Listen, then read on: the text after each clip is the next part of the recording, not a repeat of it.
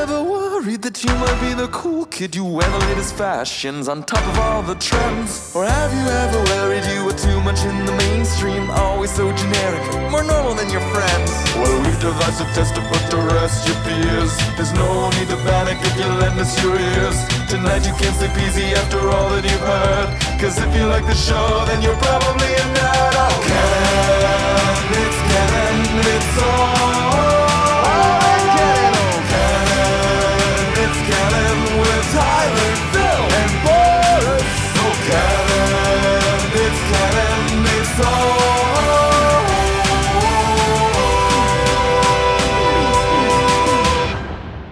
in Canon. It's Sunday. You know what that means? It's time for a new episode of the It's Canon podcast, the podcast where we talk about all things geek, the podcast where we talk about all things pop culture, the podcast where we talk about anything and everything. Because as the name of the show is, it's all in canon. It's the It's Canon podcast. We're your hosts, as always. I'm Boris, and I'm joined by Phil. Hello, everyone. How are you doing, Mr. Boris? I am doing pretty good, all things considered. A little tired, busy week, but here we are, another news episode, and we have a lot to go through. So, we're going to be talking about Dogecoin and what the fuck happened. We're going to be talking about Discord saying no to Microsoft, yes to Sony, Apple v. Epic, some interesting movie industry news. We're going to be talking about space junk. And of course, we have all the video game news. Oh. That's a jam-packed episode, my friend. Yep. It really is. It really is. So yeah. What's going on, Phil? You know what? Like last night, as you saw in our show chat, I was like, hey, you know what? I have to get caught up on the news this week. Normally, I'm out there and I'm looking, and lately I've been a little bit lazy. Well, not lazy, but distracted by work, as we all are. There's busy times, and this is one of them. Yep. So I was looking through it, and you know what? I was a little bit overwhelmed with how much crap happened this week. Yeah, there was a lot this week. But at the same time, there wasn't. It was... Yeah. I know what you mean. Yeah, it felt like a lot of the stories that I was finding were like the same story, like the same players. Yep. But slightly different things happening. Yeah. Obviously, like we'll talk about with the court case. But the thing that I was absolutely stunned about, and I don't know, we might discuss this further, but if not, I just want to bring it up because I didn't hear it in our rundown. And that is the whole idea that, yeah, you updated your iPhone, didn't you, this week? No. Okay, so there's a new version out. Yep. All right, of iOS. Yep. And what they've instituted in this is it's going to ask you if you want your data to be shared with other apps. Yep. So in particular, this is quite threatening to Facebook and the other app that they own and control in Instagram. So now they determined that the opt-in percentage would be a lot higher than it is. Like they figured people would go, hey, look, it's no big deal. We're gonna share our data. Yeah, you can have it. I want to see ads about XYZ that I'm browsing for. And it turns out the opt-out ratio they figured was going to be around 70%. Apparently, it's 96% of people not wanting to share their data. Yep.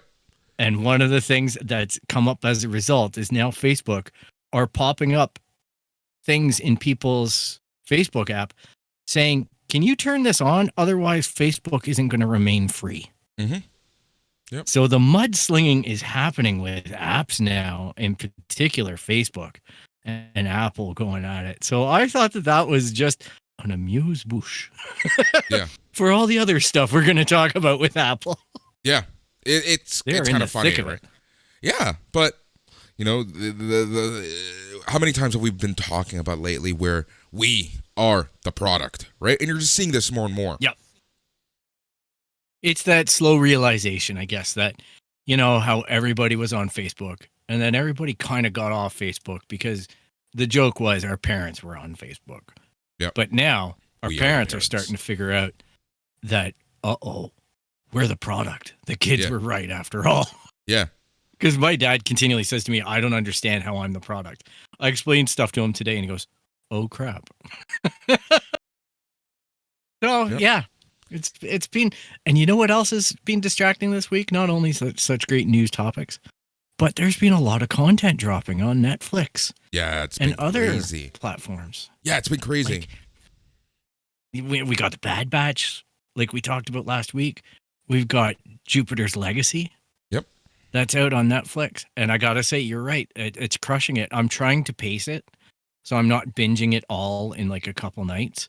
So I'm on to the 4th episode now. And I went out and I bought the comics because I'm like, damn, this is good. It's really good. Me. I love the comics. Yeah. Yeah, and I figured you were a big fan of the comics, so I picked up the entire run off of Comixology. Yeah. And I don't know. I it's just resonating really well with me because it's like The Boys, but it's not The Boys. You know what I mean? It's not as violent or over the top. And it's so funny because I'm pitching it to my friends like, hey, guys, you got to watch this. You guys ask me about what's good. Well, you got to watch this. And they all thought it was something about, more of a science fiction-y thing. They didn't realize it was a superhero thing. So I'm hoping Netflix step up and do the press runs like they need to get this thing talked about. I don't know what the buzz is. I haven't seen much in my social media about it. So I do know that I'm enjoying it and it's good. Yep, exactly.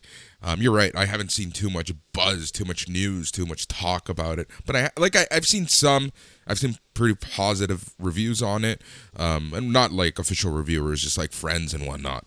But yeah, I agree. Like it's interesting that I don't even know what it is, but like all these streaming services kind of hide these shows in a sense, right? Like The Boys is a perfect example of this. That first season, unless you tried and knew about it and went to go find it yourself, you weren't going to hear about it. Come season 2, it was everywhere, right? Like you knew it was dropping. And I'm hoping like a similar path is taken with Jupiter's Legacy. Unfortunately, the scary part is like we talk about Netflix's, quick cancellation policies on shows, but I'm hoping that they've opted in for a couple seasons. I don't know the nature of the contract for the show. Yeah. But I certainly hope that they get to do the realization of what stories they wanted to tell out of that. Because it's certainly the production value is high. And I just happen to notice like there's a lot of stuff on Netflix that I'm starting just so it's in my queue because I actually do want to go back and watch it. Like there's cartoons, there's anime, there's other shows, Smoke and Steel or something like that. Like there's a whole bunch of stuff that's looks like high production value. And I guess this is like the result of the first year of pandemic where they put in and the shows got interrupted for the filming and now they've completed them and they're just smashing in on Netflix now. So yeah, world, it's going to be an interesting time because we're all going to want to go outside and there's going to be some great TV that's streaming. Yep. It'll kind of fill the time that you have when you're actually home to do something. But yeah, so it's funny that you bring up the whole Netflix and cancellation things because they did actually cancel not 1, not 2, but 3 shows this week. The Irregulars, The Last Kingdom, and The Duchess. That's rolls with Netflix. Like I used to get mad about it, and there's no point in getting mad about it anymore. You got to take what you get and enjoy it for what it is, and try to support it. And if it goes, well, the only hope that you really have is that some other company decides that they see what you all saw, and maybe picks it up or tries to pry it out of Netflix's hands for a song, right? Like almost like what Amazon did with The Expanse from Sci-Fi. It's a sad world that way, and I feel bad for anybody who loses a show that's maybe near and dear to them. But the sheer amount of content is just jaw-dropping on Netflix and even Amazon Prime. Like I'm watching Stowaway, which I think is on Netflix in the States, but it's on Prime up here and stuff like that. There's a lot of stuff that's just slamming into these streaming services that are shot obviously due to the pandemic, because they're small sets, being in outer space on a space station, it would be a closed set and fairly easy, or a lot easier to produce, right? Yeah. Whereas, you got those MCU movies or shows and there are lots of people gathering in spaces and things like that. It's got to be more challenging to shoot that kind of stuff during the pandemic. So I see the new trend in sci-fi and in other shows where I'm like, wow, this is interesting. Like, So I always get geeked about thinking about what led to the show, I guess, and what choices they made and how maybe the current state of the world influenced that. Yep. But that's a big geeky part of me. Yeah, exactly. Netflix did drop a huge trailer that got a lot of buzz Thursday night, Friday, and that is Pretty Guardian Sailor Moon Eternal, the movie. So there's going to be 2 movies, the first one debuting June 3rd, and, it's Sailor Moon. What more can we say? It's going to be a hit. Oof. Is it going to be good? We'll see. But, it is what it is.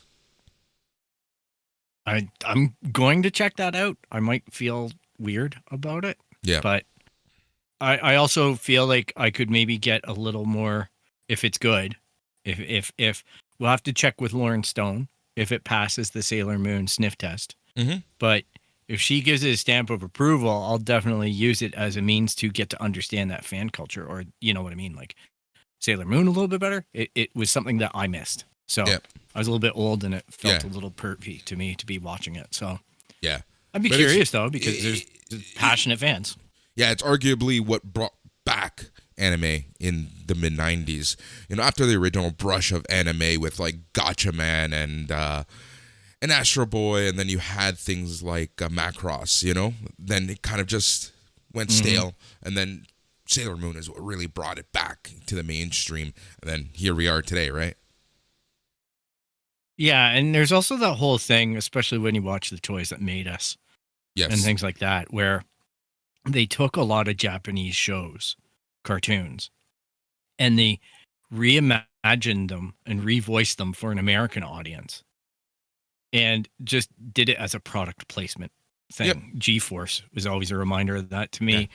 When I was a kid, it was the animation style was unmistakable, what it was. But the content didn't always make sense. It just felt like it was trying to sell something to me. Yeah. I'll be honest too. Like Robotech almost felt that way for a long time. But that's only because of the way that Robotech was airing here in Canada. Because for me, the only way to access it was CHCH, which is out of Hamilton. They were the local cable provider that was broadcasting it, and they weren't broadcasting it in order. So it was hella confusing for me when I'd tune in one day and I'd see a week's worth of season 3, the stuff with Scott and all that, and the motorbikes, and be like geeked about that he's transforming and this motorbike is becoming his like suit of armor. And then you go to the second generation and you're like, what? Yeah. She's the daughter of, and then you go to first generation for another week. So it was all confusing as crap to me. I was really into the third generation. I really liked the Scott storyline and whatnot, and I actually still have a lot of the toys. Nice. Those weird like Zentradi crab-like things. I have Scott on the motorcycle, everything like that. So you can transform. I always wanted the toy that would transform around Scott and become part of his armor. Yeah. But I never got that. But it was still cool. I really liked it with the chunky legs and the armor. All that stuff was really geeky to me because it reminded me of Stormtroopers, except being different, right? Yeah. Yeah. So, yeah, they were weird toys, man. I'm telling you, I have Lisa. I have all of them in like action figure form. Very nice. Somewhere. No, that's really cool. I don't think Juan and I had any left over. I don't think so. We may have had like some minor ones, but nothing major there. So I think on Friday you got some pretty good news in the land of the Muppets. Oh yeah. We got that notification. That was a bit left field. Yeah. But it turns out, like for me, it was a neat announcement because Gonzo's my favorite. Mm-hmm. Same here. So it was using him, Dave Goles, or I don't know who's voicing him now, but I just loved that whole reveal and everything like that, that they're going to be bringing out a Halloween special this year. Mhm. So I'm excited about it, but there's a little bit of pinch of cringe too, because I hope that they get it right. Because I thought Muppets Now, like we discussed, like I said, the bit message of a that I mess. sent you, right? Like I'm a little nervous just because Muppets Now for me was such a fail that I'm really hoping that this turns it around. Like basically since the relaunch, and I'm not counting the ABC show because I still have yet to watch it, right? But everything that I've watched from the movies, the two movies, the first one being fantastic, and then the second one just being just horrendous. And then you had the Muppets Now. The second one, I don't know if I've actually sat through the second one. It was so bad. Yeah. I was so geeked when they picked it up at the beginning and they were carrying the song from the first one. Like they were making it seem like it's one continuous episode. Yeah. And I was just like, oh, this is awesome. I am so happy right now. And then it just went downhill so fast. Yeah. It was terrible. It's crazy because that first movie was just so good. Like the reboot. I'm so glad you say that because I see Muppet fans didn't embrace it that much. And I'm like, I just genuinely feel like there's this Jason Segel thread that I like to pull on sometimes because it started off for me being noticed with that one he did Forgetting Sarah Marshall. Yep. And it involved puppets. Yep. And I'm like, that's a part of his DNA. Yes. And I just think that he basically put the entire franchise of the Muppets on his back for that movie. And I can't get away with the idea that it hit on so many levels with its cameos, with its music, and with its authenticity to the Muppets, right? To go back to the theater and tell a story. And I was in tears. I still have a difficult emotional time watching it because I feel like it just carried the Muppets to where they needed to be. It essentially... And then it went downhill. Yeah, it essentially reintroduced the new generation to the Muppets, right? And what made the Muppets special. And I think it really did a great job of capturing that. And that's all Jason Segel, in my opinion. Like, that was 100% him, Everything about that movie I get felt the same like it was feeling. him. Yeah, and I think that's maybe our love of How I Met Your Mother, which is Jason Segel. Like, that is his kind of movie or show. He played such a big role in it where I'm like, I just tapped into that and I thought, holy crap, this is just fantastic movie. This is just a fantastic reboot of the Muppets. Yeah. And yeah, it all went to crap. Like Steve Whitmire basically got fired after that, shortly after. I guess it mostly got blamed on the ABC fiasco of that Muppets show and whatnot about his attitude towards Kermit and making Kermit a little too gritty and stuff like that. But I'm like, I kind of enjoyed that part of Kermit because Kermit, you know what? Today is Kermit's birthday. He's 66 years old today. And I just thought, you know what? That's a great thing is that Kermit evolved. And it wasn't seen that way from I guess the people at Disney or the Hensons. But yeah, hopefully this Halloween special delivers entertainment. That's all I can ask for at this point. It's it is what it is. Like, I am also kind of looking forward to seeing what's being done with the Fraggles. Yes. Out of Apple now because they own the Fraggles. And they are launching a new show. They're filming it in Calgary. Yeah. So Fucking Calgary. Yeah. Yeah, so know, Muppets Haunted Mansion comes out sometime this fall. I'm assuming in the October timeframe, but we'll see. There's no exact date. I think it's going to be like, I think it's going to be pretty much bang on Halloween or just before because they're saying that it's 6 months to Halloween. So I think they've had this thing in the can for a little bit. Yep. They just couldn't get it out last year due to the pandemic, but I guess they finished shooting. And they've actually used, I think they said that they were using one of their theme parks or something to film it in. Haunted Mansion from some theme park. So I guess in the COVID shutdown, they've been doing production. Yeah, makes sense, right? Might as well do something. Well, if you can. You got these properties, may as well do something with it and sell that property. Yeah, it's just kind like of a way talking of reinvigorating that ride, right?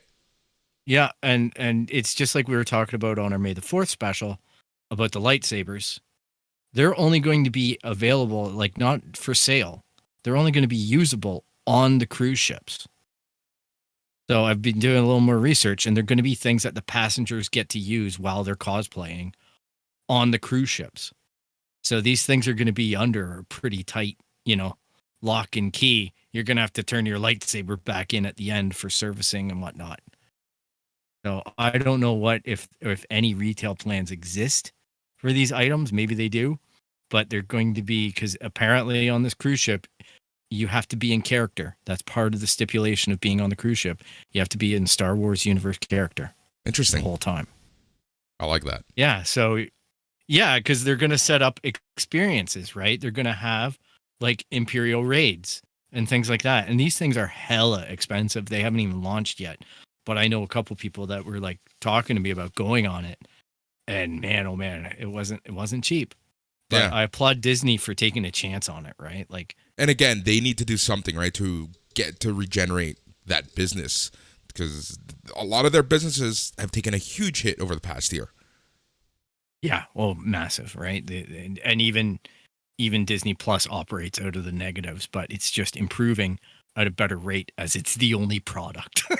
Yeah, exactly. So it's losing less money than they projected. Yeah, exactly. It's kind of funny when you see that as a measure of success. We're losing less than we anticipated. And I know if Tyler were here, he'd be Googling some kind of statistic that would make me into a total asshat and probably say, oh no, they actually made money. And he's probably right. But I'm just saying it's to me, it's just like they're either making more money than they thought off of Disney Plus, or they're losing less. Yep. It's going to be one or the other. So. You know who's losing money today? Who? People who invested Dogecoin. in Dogecoin. So funny, man. We have to talk about. Did you watch the episode? God, no. I just cannot stand that man. Like, it amazes me how people, like, his PR people are fantastic at making him seem like he's not a James Bond villain. But he is. I had to watch it just for the sheer pop culture phenomenon that it was. Because it's been all over my social feeds. There's been controversial articles being posted everywhere by cast members. I was curious to see what the reaction was going to be. And to be honest, the monologue was a lot of cringe for me. The monologue, I thought, oh shit, we are in for it. Like, this is not going to end well. And Miley Cyrus was out there doing a really weird thing for Mother's Day. I get it. People need to celebrate. Yep. So what we are talking about is Elon Musk's appearance on SNL, just in case you didn't clue in. Yeah. Sorry, we should have cleared that up. So Elon did make a statement in the monologue that he's the first guy with Asperger's to host the show, which we now know is actually factually wrong. He probably should have ran that by, because Dan Aykroyd has hosted the show along with being on the show many times as a actor, and he's got Asperger's as well. But this is Elon. This is right there. That is core Elon Musk. Look how great I am. Look, I'm doing this against all odds. Like, fuck you, sit down.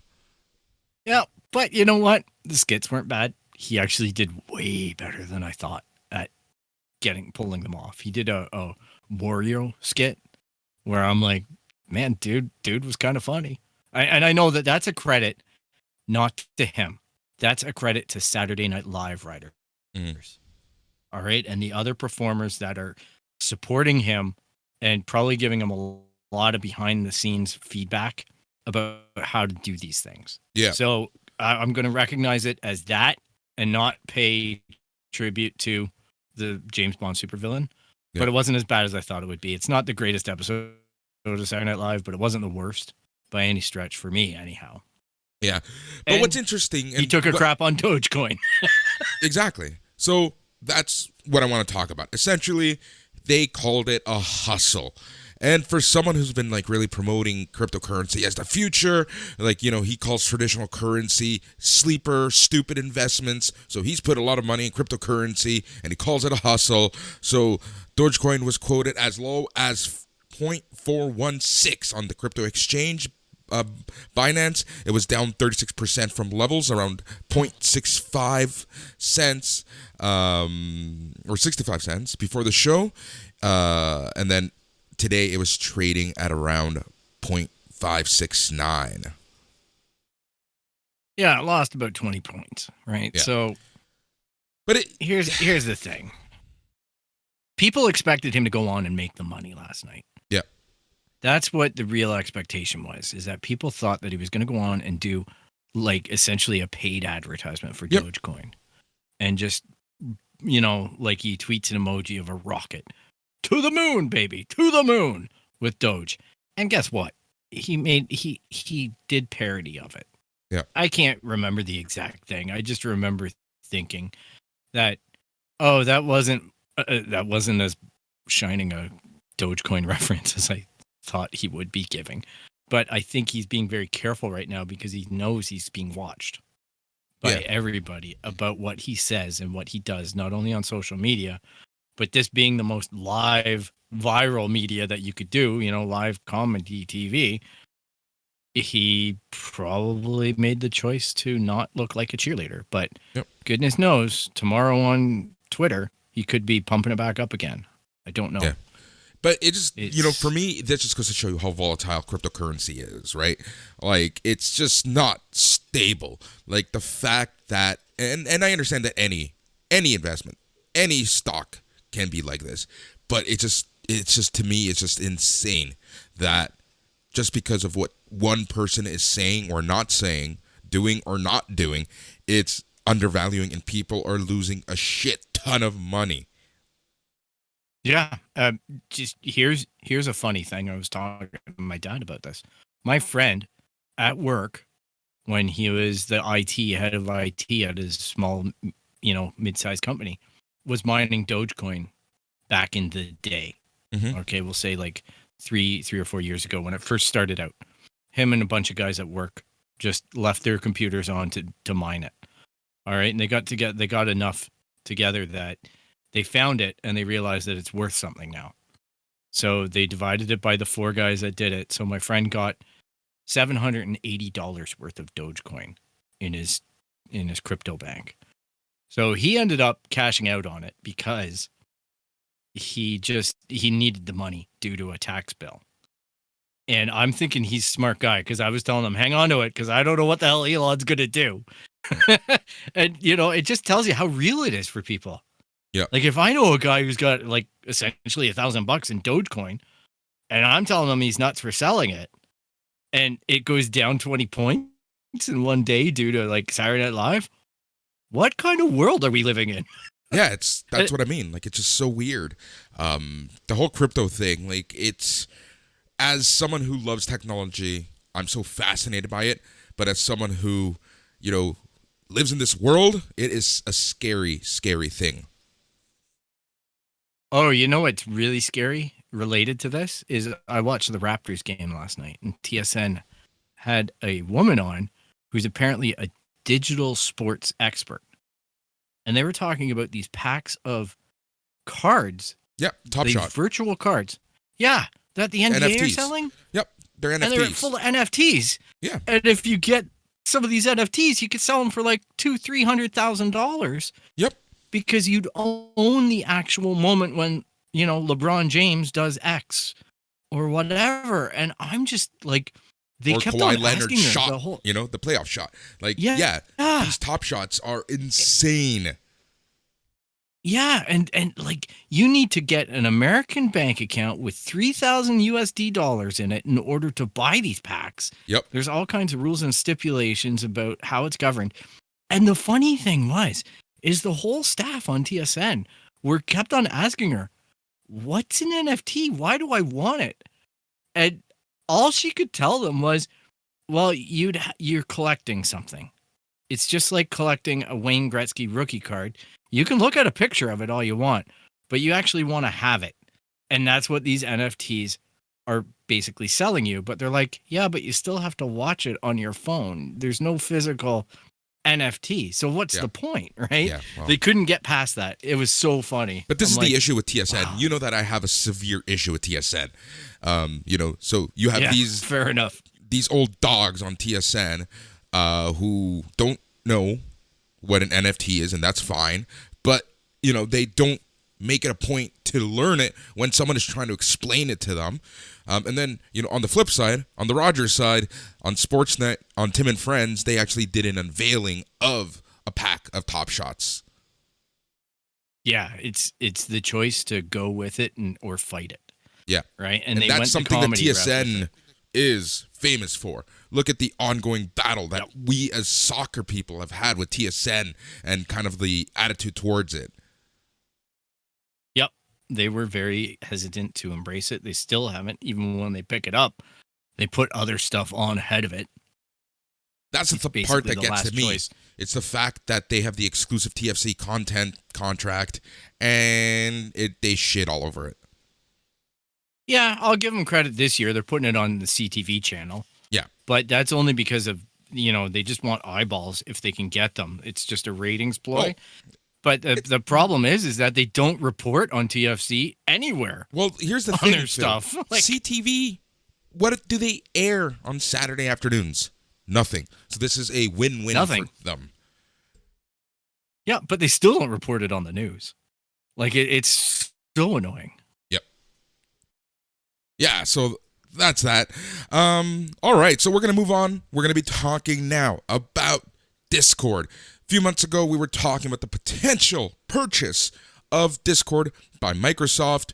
Well, that fell through over the weekend, last weekend, after we recorded, and then it was announced that Sony and Discord are in a partnership.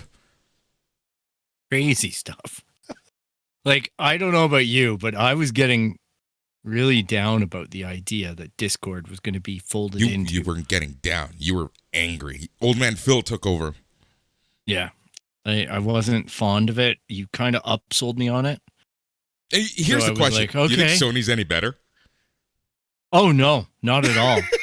I just find it's fascinating to see what's happening because to me, with this move, Sony put in a bunch of money and are looking at possibly integrating Discord into their ecosystem as far as the platform, the PlayStation.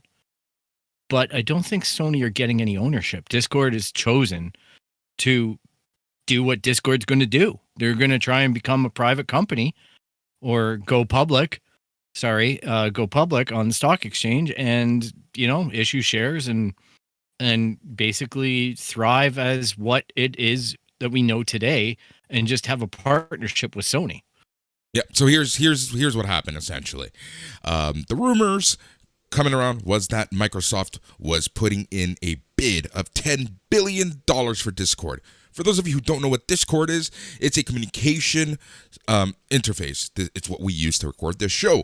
It's mainly used for gamers on computer and systems and whatnot. But, it's very good because it gives you lossless sound. So it's very good overall for communication. And it's, obviously just like Zoom and Teams and everything. In the past year, it's the features to make it more consumer friendly have been huge. So Microsoft puts in a bid for $10 billion. But, this isn't the first time that this has happened. Discord essentially says no. Discord, as Phil mentioned, does have plans to go public.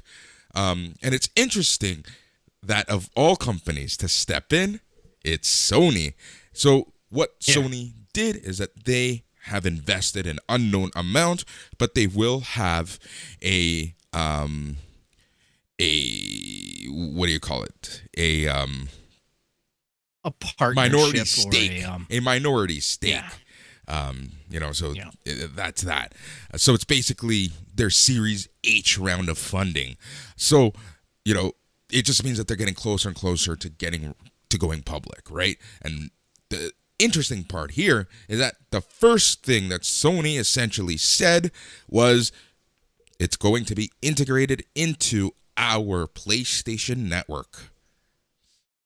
You see, and this is where I get hopeful because the PlayStation you know what the difference maker for me was PlayStation 3 versus Xbox 360? It was that Xbox 360 had voice chat. All right. And the PlayStation 3 had no capability of doing voice chat. Yeah. That was one of the big hampers on the PlayStation. So when I would sit down to game, I could game with my friends. I sold them Xbox Live yearly subscriptions so we could all talk and game. Because what we were doing before that was using Skype and playing World of Warcraft so we could talk to each other. We thought we were being smart, right? And then lo and behold, Microsoft introduces this feature. Sony get hard done by because that hurt them in that race. And then Sony did a half decent job. The PlayStation 4 chat isn't bad. But I got to say, I'm hopeful that it's going to get better with Discord behind it. That would be my hope. Yep. Because the Xbox one right now, I gamed on it last night with some friends. And I think the application sometimes really makes the experience good or bad. So I'm just going to say, like, Forza Horizon 4 is sometimes a horribly stupid game with how it handles party chat and whatnot. But it works, right? And it's becoming a big part of our everyday lives with COVID. Like you mentioned about Zoom and Teams and Discord. I'm always shocked with, considering I didn't know really what Discord was a year ago because I just wasn't in the PC gaming space. I've gotten it, learned to love it, and I'm constantly surprised at how many of our guests use it as a preferred platform as well. Yep. It's interesting because for this show, I find that everyone uses Discord. For my wrestling show, it's all Skype still. So it just goes to show you kind of like the demographic, right? Yeah, it's true because, Skype is effective, but Skype feels dated now. I about a year ago, I would have been like, what, Skype? No, never. And then I'm like using Teams and I'm like seeing the advantages in that. Well, the investment clearly has gone into Teams, right? Yeah. And Microsoft do a lot of stuff with Teams and I've read articles about it. So this is, me putting on the conspiracy hat, but you got to be careful because corporations use Teams to monitor a lot of employee engagement. Mm-hmm. Because the more they channel everything through Teams, the more active they can see how you're managing your work day and things like that. They can see what messages are going by, who's doing the voice chats, email integration, all this stuff. It all knits together. Yep. So good metrics versus bad metrics, right? Exactly. So speaking of, yeah, good for them. Yeah. So that's Microsoft. That's Sony. That's Discord. We'll see what ends up happening. You know who else has been having a very interesting week? Who's that?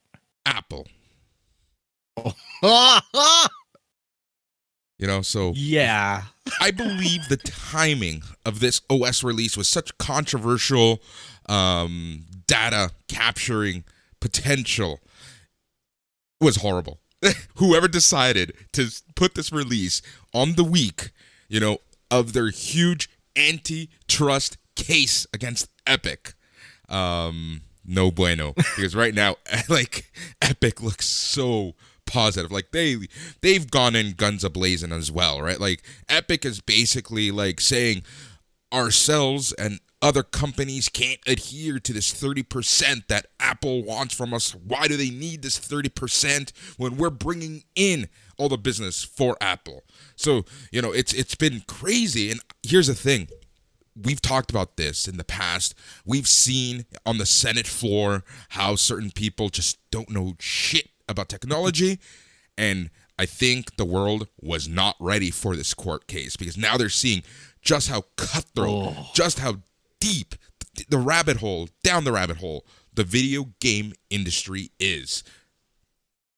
It's crazy because this is what's key for me in all of this. Not only that realization, you are 100% correct, but as well, all the documents that are filtering through about the backdoor deals that have been given and done in the industry to Netflix and Sony's dealings with Fortnite and Epic in particular. and how Sony said, well, there's no cross-platform play because it's too complex. But really, it was a negotiation tactic in order to get money and basically force Epic into playing their game. And everybody looks bad in this. Everybody. Well, the entire if you thought industry, your corporation, if you thought your corporation was your champion, it's not. The entire industry is looking so fucked right now, to the point where even I'm a little surprised at some of the things coming out. Like, for example, the whole Nintendo and Nintendo partners not being able to do business with the Yakuza. Like, what the hell? It's nuts, man. It's nuts because in this case, it's come forward that Netflix apparently worked out a deal of a lesser percentage of a take with Apple directly. And Epic are now holding that up, screaming bloody murder, going, how come we don't get this deal? How come we're not being negotiated with? When Apple publicly in August said, we do not make backroom deals with anyone. And it's just so funny too, like you say. And then here they are bringing out an iOS release that's basically cutting Facebook out of the pie. Yeah. And I'm just like, oh. Did you see this Walmart document that was presented? No. Oh, so a part of the Epic v. Apple court case, Epic at one point, to prove that they are willing to play nice with people, they presented some documents from Walmart and saying, look, we know how to play nice with people because we were going to be involved in this. And it was a Walmart cloud gaming service. Yeah, Walmart cloud gaming service. So the service known as Project Storm was designed to be an open ecosystem that allowed the users to stream from the cloud or download games to a Windows PC and play locally. Documents attached to the email thread show that Walmart had been pitching the system to publishers such as Epic and was planned to support third-party launchers such as Steam, Uplay, Epic Game Store, Origin, Battle.net, and Bethesda Launcher.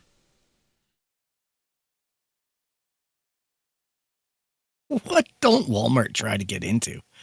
Like, seriously, what? It's that's the part that blows me away more than anything. Yeah. So it's nuts, man. Yeah, it's absolutely crazy. So we're keeping an eye on it. We'll report. Yeah, and there's going to be bombshells each week. There's going to be more and more bombshells as this stuff gets put out there and gets consumed by the media and by regular people. It's, these companies have slanted the entire thing into their pockets. And it's so funny too, because they refuse, Epic refuses to deal with Google Stadia. Yep. Because that's something that Fortnite isn't on. And you'd think that would be the biggest no-brainer of all time. And it's because they can't come to terms. They can't play nice in the sandbox with Google about who's going to get revenue cuts. Interesting. So, yeah, there's a lot of documentation that got revealed about that and about Epic's. Like, nobody looks good in this. There's like the kids who were sitting there going, "Oh, yay, Epic." They look like idiots. We talked about this, that Epic is ballsy because, unless they're the cleanest the first honest corporation in this world, everyone is going to look bad. Yeah, and it's a bloodbath. Like it's not disappointing at all. Yep. From ringside. So I was actually, to be honest, I avoided all news about it all week, and then last night I was simply overwhelmed when I hit my news sources and was like Googling. The more I heard and the more I saw, the more I was Googling legit articles and going, "Are you serious?" Yeah. Like this should be on. You know what? Every day you watch the news and there's obviously COVID, and everything else. The next headline after our public health and safety should be about this kind of garbage. Yeah. Like this is a worrisome thing. And then just the whole thing that we talked about last week as well. with the game packs and all that. Now, it's old news for us, but it's actually starting to hit out there in the regular news cycles. Hey, look, our kids' money and our kids' minds are being played with as if, like, with these packs of cards and these digital fleece schemes that are basically Loot boxes. like the loot boxes. Like it's no different than going to Casino Rama and pulling on a machine, like on a gambling machine. Yep. Like it's a slot machine. Yeah. It's ridiculous, man. It's ridiculous. It's crazy to me because, like, you know, everyone screams and yells at EA and whatnot about their loot boxes, but then you have the NBA, WWE, and other people doing digital trading cards now, and no one, you know what it is, Phil? No one understands what it is. No one understands what's actually going on. That's the thing that's happening, right? They're bypassing legislators. They're outsmarting parents. You've got the parents who are just relating back to our previous comments are like TSN. They're just like, oh, get off my lawn. Yep. I don't want your digital bullshit here. And the problem is that the kids are eating it up. It's creating unhealthy behaviors.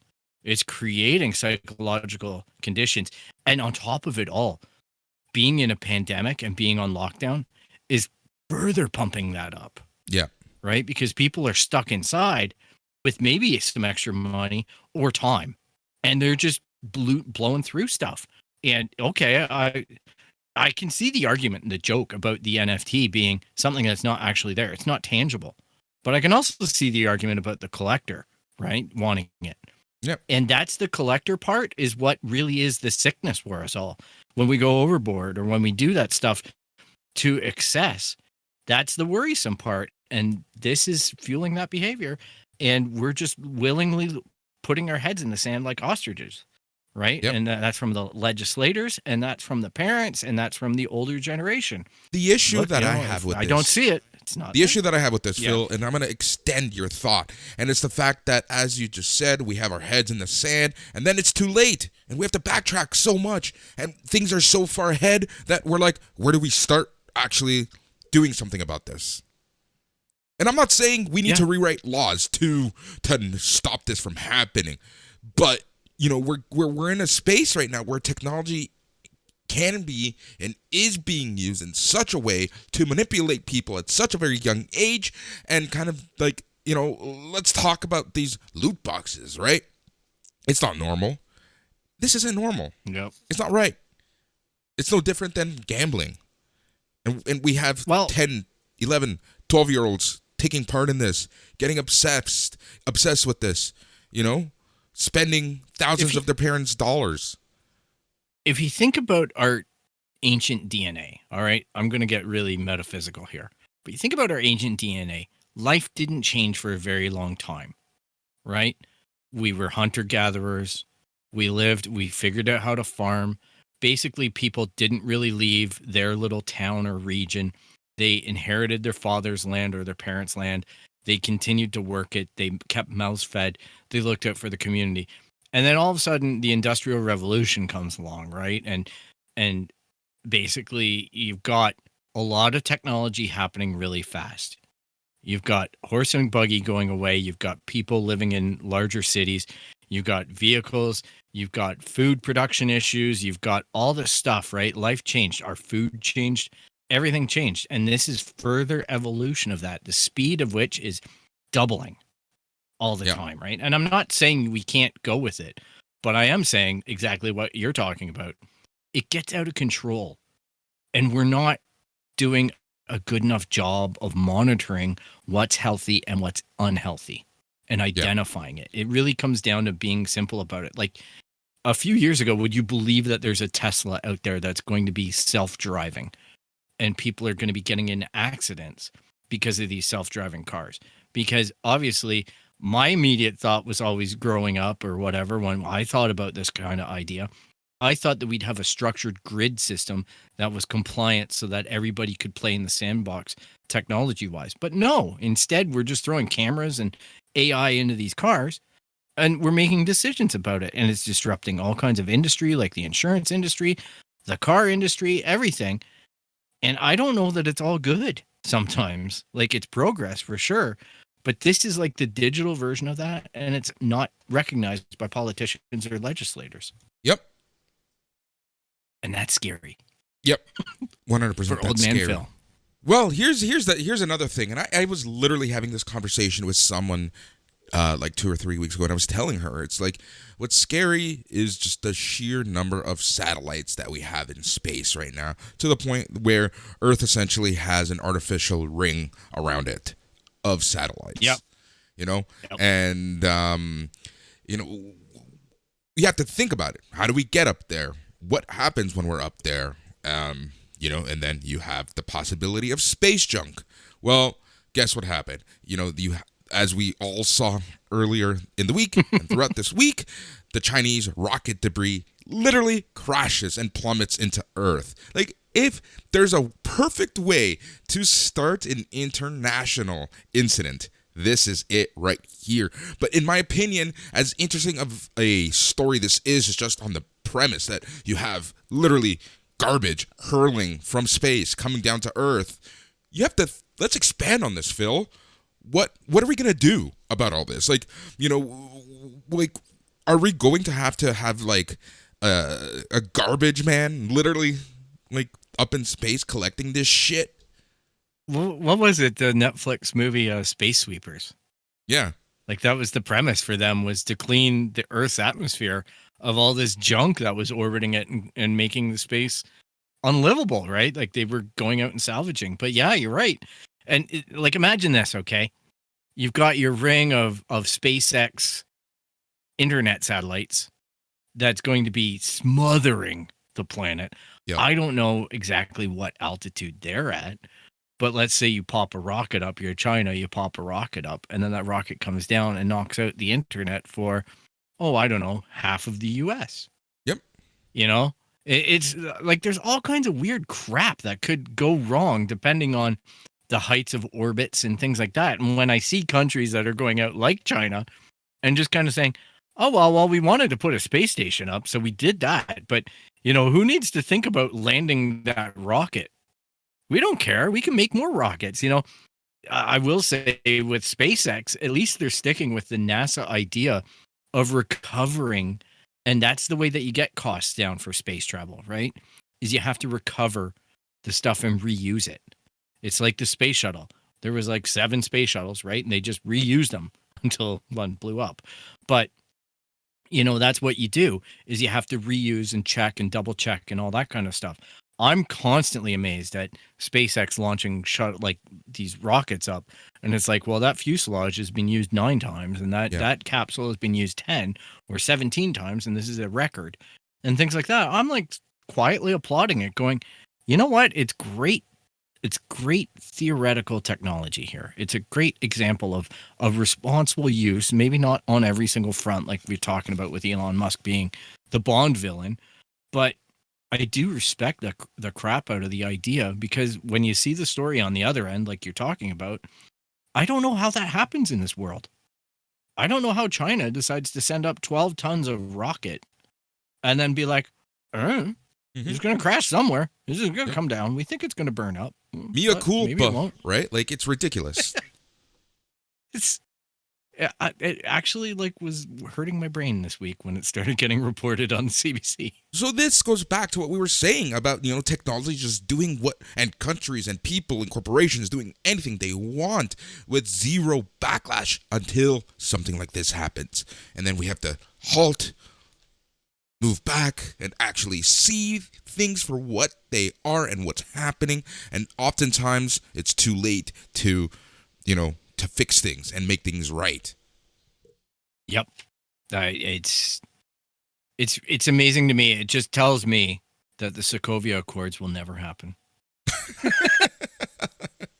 You could have the Hulk, you could have Iron Man, you could have all the superhero chaos you want in New York City and in fictional places, but there will be no attempt by the government to regulate that crap, because they can't even regulate space. Yep. Like, come on. Yeah, it's ridiculous. Speaking of regulations and contracts, here's an interesting one. And the story itself, it's kind of it's interesting, but I think that the repercussions that this is going to have on contracts over the next few years, especially as streaming services and whatnot, the usage of streaming services increases, it'll be interesting to see what happens with these contracts. So, what am I talking about? I am talking about A Quiet Place Part 2. The star and director, so Emily Blunt and writer-director John Krasinski reportedly are seeking additional compensation from Paramount Pictures due to how the sequel's theatrical run has been impacted by both the coronavirus pandemic and the rollout of the studio's new streaming service, Paramount Plus. So according to Bloomberg, Krasinski and Blunt, who are married, each have contracts on the film that pays them based on the film's box office performance. Now, what's happened is that the original run of the movie was supposed to be from 90 days. Was supposed to be for 90 days. Now it is cut in half to only 45 days. So it'll be released on May 28th, and 45 days later, it's going to be on Paramount Plus. So having your contract directly tied to theatrical performance when 50% of the theatrical release has been cut, kind of interesting. What do you think, Phil? Yeah, and this is the kind of stuff that we were talking about a lot with Disney's choices to move Black Widow into streaming realm, Mulan, all that kind of stuff, because they had to basically pay off. I know that they're really bad as far as Alan Dean Foster goes in his legacy, so I'm not trying to champion Disney here, but my understanding is that Disney and Warner Brothers, when they started restructuring the deals to move stuff onto streaming directly, were going through the contracts, and basically, like for Wonder Woman, it's theorized because it's never confirmed, but it's theorized that they paid Gail Gadot and everybody else who needed a payout from the theatrical release. They paid out the maximum in the contract. Yeah. That's what the prevailing thinking is that they said, "Oh, look, we need content. We're going to give you this because this is, you had no idea when these contracts were made. So here's your money. Here's a dump truck full of cash. And we're just going to take this product and do what we want with it." And everybody was like, okay, that's great. But now we're seeing it on a different level. We're seeing it with other studios, and they're not necessarily being as straightforward with their actors, or they're holding them to the contracts and trying to make out with it. It basically doesn't end well, because I think that the people who are involved in the production of A Quiet Place 2 will choose not to do business with those production companies anymore. And they're going to move their stuff to maybe an HBO or Warner Brothers type house and start making under that brand, just like with your friend who makes Tenet decided, you know what, I'm kind of done with Warner Brothers because of what they did with my movie. Yeah. So too bad. I think there's just going to be a lot of crap. But yeah, no. Yeah, I know. But you're right. Like like for me, it's interesting to see what these production companies are actually doing, what these studios are doing, and I'm hoping for the best. Like I know we're talking about millionaires, but this sets precedence for a lot of other people. Yeah, and one of the original movies and the producers that really got upset at Warner Brothers and kind of got Warner Brothers to walk back on this because they were acting in bad faith, apparently. I'm going on rumors again, but that was with Villeneuve and Dune. Yep. Right, because that was going to be a digital release, and then they walked it back and they said, no, we're going to do a theatrical, because I don't know that they went in with as good a faith contract negotiation as they did with Wonder Woman. Yeah. So the rumor is that those deals were getting sickeningly worse for the contract holders. They were just being like, oh, well, we'll pay you this percentage. Oh, well, we'll pay you this percentage now. And we're going to give you an opportunity to get the full percentage based off of these metrics now, and things like that. And it's changing contracts and trying to do it on the fly. And I guess people got a little bit perturbed and were like, it may have worked for other people, but it's not sitting well with us. Yeah. So that's why you saw a lot of the changes that you did. Yep. It's a thing, man. It's a thing. Like, I know a lot of people won't care. They just go, hey, look, can I get the movie or not? Can I get to see it in the theater or not? Can I get it on even a torrent site or not? right? And yeah, there's a lot of other stuff too. And the thing is that the harder it is for these people to make the movies means it's going to be harder for you to get the content. Yep. Exactly. So we Yeah, so gotta that's pay pretty much attention. it. So, we'll be following up. We'll see what happens, but I just wanted to bring this up because it is something that we talked about, and this is going to change how contracts are written, and we're going to see kind of what the studios think is fair, for essentially cutting a release in half. I'll guarantee you what they think is fair is I know. whatever's fair for their bank account. Of course. Exactly. It's been that kind of week for corporations. I know, right? All right, so we are going to move on and talk about video games because apparently that's all we do. So Stadia, always news about Stadia. So their head of product has left Google. So John Justice was also the VP of Stadia. Yeah. He. I feel bad. I haven't seen Grace Yang talking about it on Twitter much. That would be her boss. Yep. the public relations end of it. But you know what? People are gonna go out and get other jobs. Like I really don't read much into it at all. It wasn't anything that, again, articles are somewhat written that are basically saying the sky is falling. Yeah, of course. On Stadia. And I don't know about you guys, but Resident Evil Village was out this week on Stadia, and it seemed to do exceptionally well. It's outperforming, again, outperforming a lot of the console versions. There's less bugs.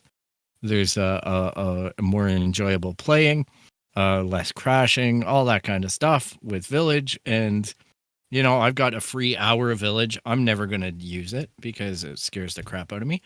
But I think Stadia is fine, and I think Stadia is probably thriving at this point because they're selling out of those the controllers and the Ultra Chromecast Ultra unit.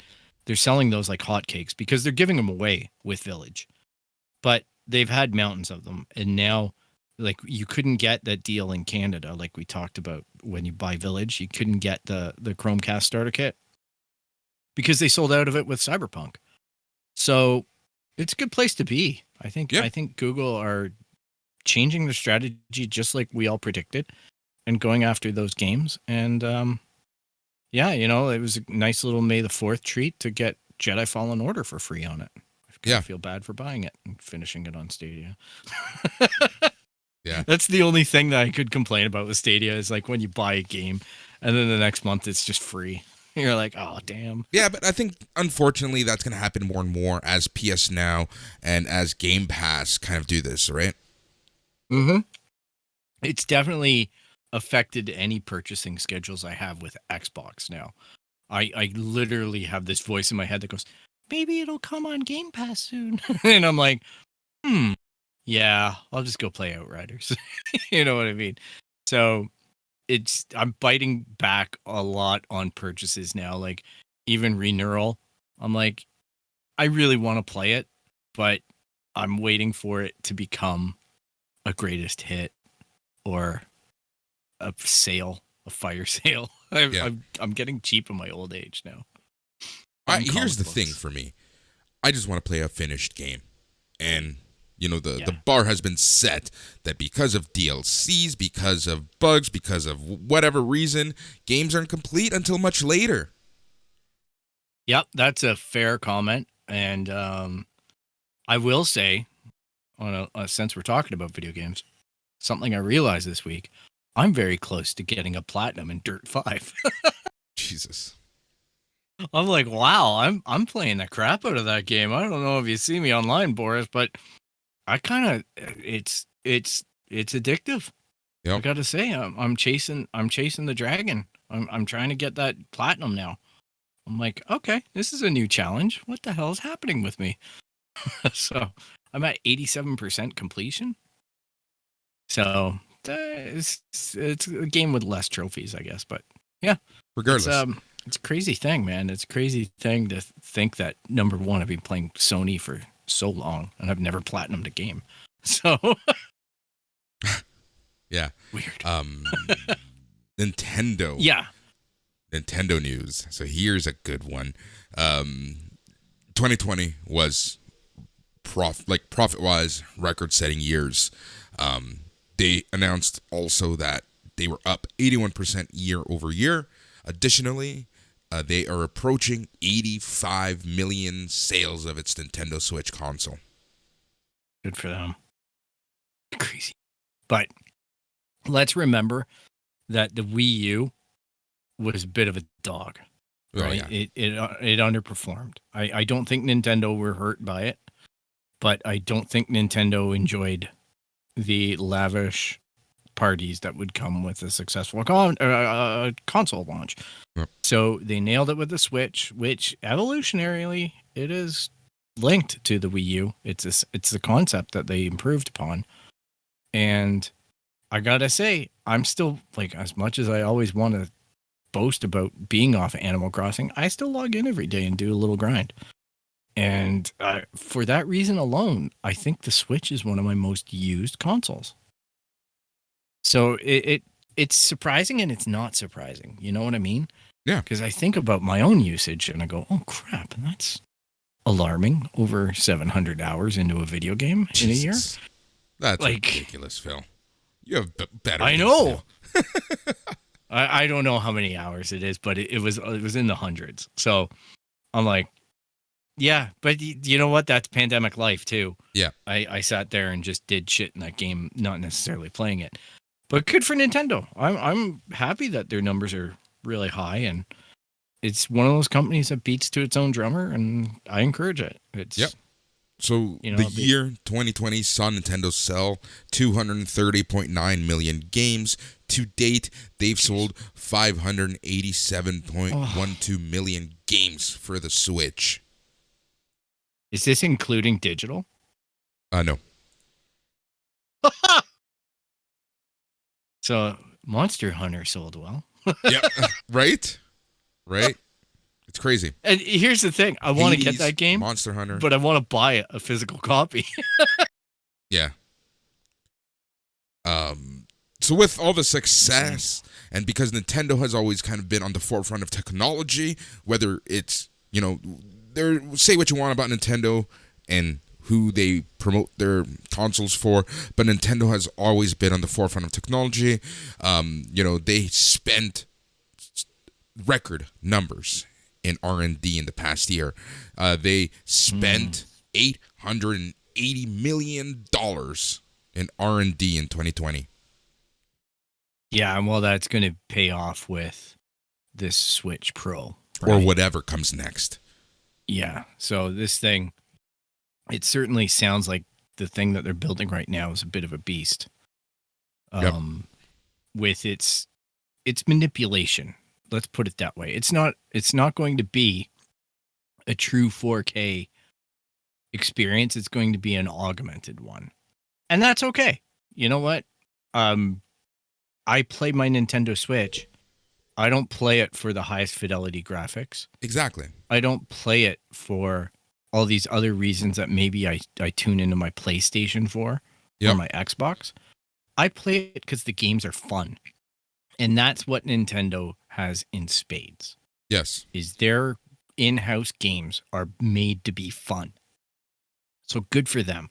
And that's why I'm a big proponent, like a big fan of Nintendo.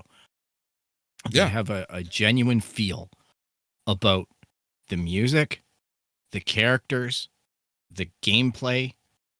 Everything about it just is a very nostalgic, consistent happening. Yep. Yeah. So, Get all right, some we're Mario going to move Kart on to Microsoft and Xbox. So here's an interesting one, and I've been saying this for a long time. Microsoft slowly hints at the fact that they're going to drop hardware. My opinion, my speculation, that I truly believe in my heart of hearts that very soon we will not have a physical Xbox system, because they always drop these things and these news tidbits that go against what and you would question, why would they ever sell hardware? And Microsoft dropped another one last week. They say that it has never made a profit from selling an Xbox console. I'm not shocked at Yeah. that. They say we don't. We sell the consoles at a loss. Yeah, that's always been known, right? The idea is that you're going to get it back in games, Yes, right? software. Because software has a pad. All right, you have a markup on software, especially digital games, as we've noted in the past. So, being a former computer store manager or assistant manager, I can say that software was about 20 to 25%. Obviously, there was more horrendous markup items like speakers and cables and mouse mats and shit like that people would just go nuts over. And it was literally getting it from China for 90 cents and selling it for $10. So there are cash cows in the industry, and that's the premise of selling this kind of stuff. Like, these systems are overbuilt, and yeah, and you know what? What happens is once you maybe start making money on them, then you have to redesign them and make them smaller. So you're losing money again because you're just going into the R&D and recasting and retooling. And it just never ends. Like, it's tough. Yep. But I always liken Microsoft's experience with Xbox to being with their Surface product and things like that. Yeah.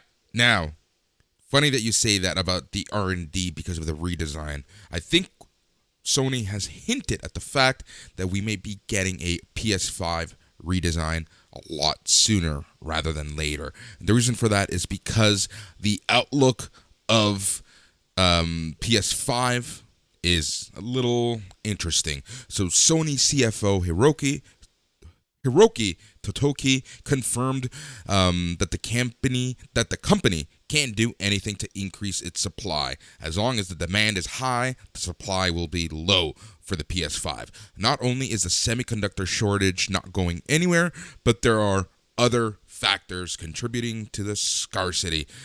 So they might expedite a redesign of the PS5 to help with the semiconductor issue and quote-unquote other factors. That's interesting. I know that I'd seen that headline this week, and I didn't read into it, so that you're getting genuine on this one. It's shocking, but it's good if they manage to do it. Yep. But the only concern that I have is, would they be making or releasing basically the S version of the X? You know what I mean? Like, Microsoft That's what I was thinking. This light-powered consoles that are doing 2K and maybe are cutting other corners. And I'm like, is that still the same experience at that point? Like, I don't think Sony weird. would do that. I don't think that's in the Sony cards, to be 100% honest with you. And again, just based on what I feel Sony does and how they evaluate the market. Microsoft they have balls to do this, and they can do this. They're Microsoft, right? But I don't think Sony has the consumer power, the name brand, the recognition that a Microsoft has to pull a bullshit move like that.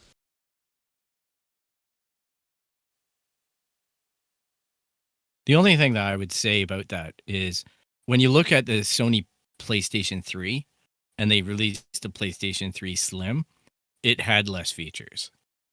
And there are corners that get cut. I think even with the PS4 Slim, there was some stuff that got reduced just to fit it in the footprint, but it's not as bad as Microsoft. You are correct. It's not as bad as the X and the S per se.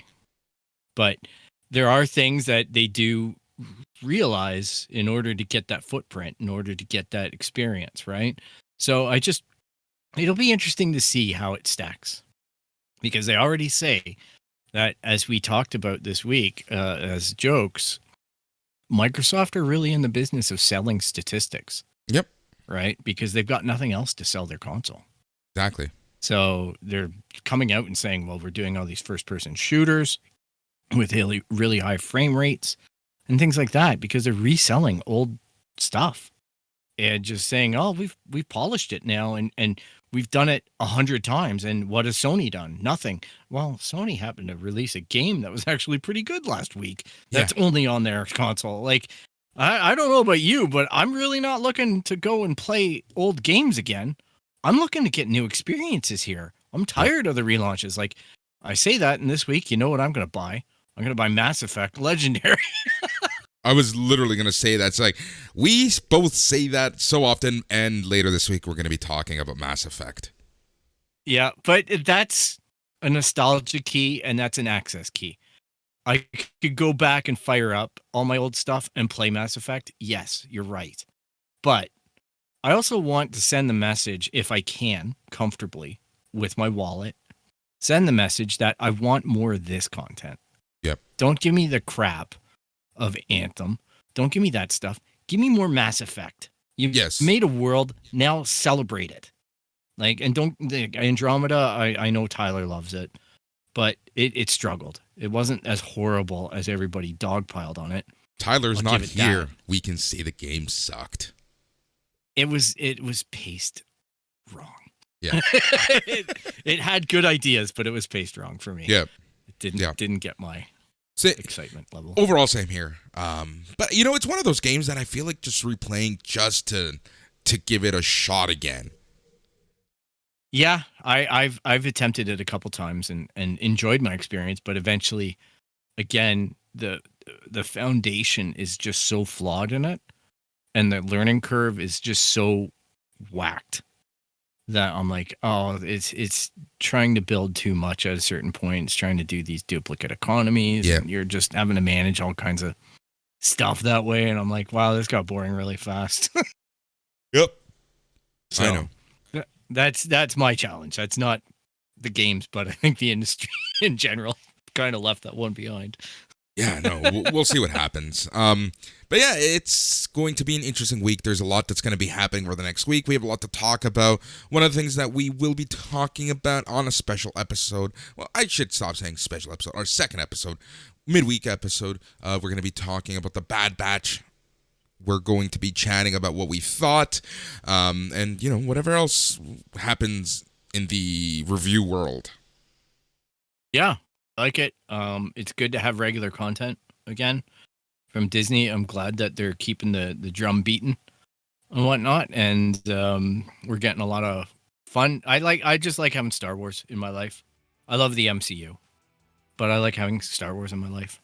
So yep, same good. Here. And I'm seeing very positive feedback about the Bad Batch. I was a little nervous with that first episode, what people were going to be thinking about it. Yeah, overall, it's been well received. I got to admit. Yeah. And you know what? If you want it, like, basically, first off, happy Mother's Day to all the mothers out there. Just want to get that because we didn't say it off the top. And if you want to get in contact with us, you can track us down on our website at www.itscanonpodcast.com. You can hit us up on Instagram, Twitter, and Facebook at It's Canon Podcast. You can email us at show@itscanonpodcast.com.